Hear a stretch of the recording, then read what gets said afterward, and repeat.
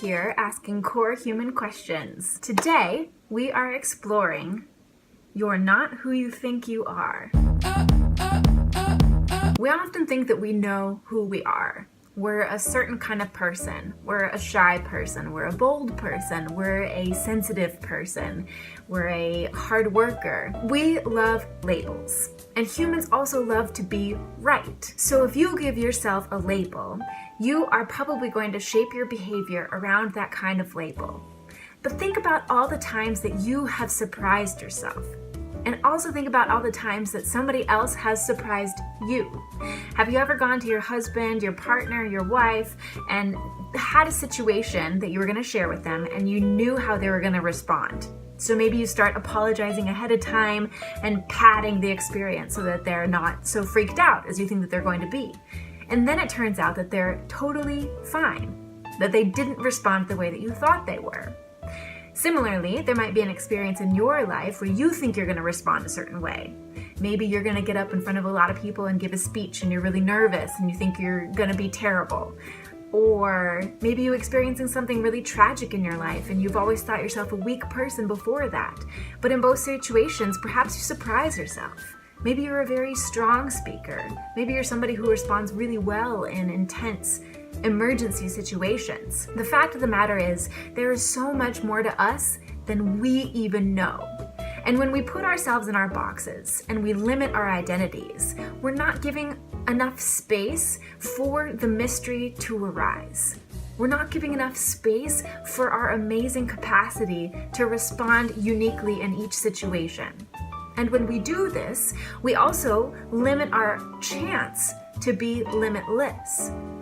For example, if I think I'm a shy person and I'm going into a situation with other people and I think that they're going to have negative thoughts about me, I'm going to be a really terrible socializer, I am predicting my behaviors that I will fulfill.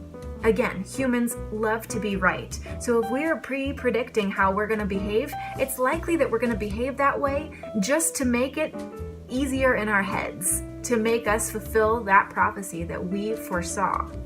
So when we put ourselves in boxes and we predict our own behavior, when we think we know who we are actually limiting ourselves from behaving uniquely in different situations. And the unique part about this is we are changing all the time.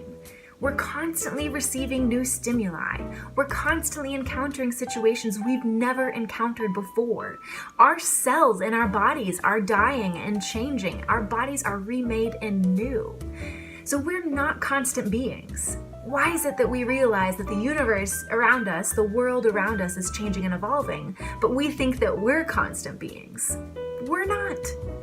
So I would recommend that you admit that you don't know who you are.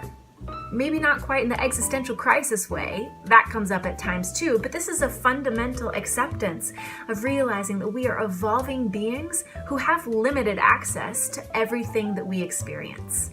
So much happens in our subconscious mind that we can't even tap into that actively informs who we are.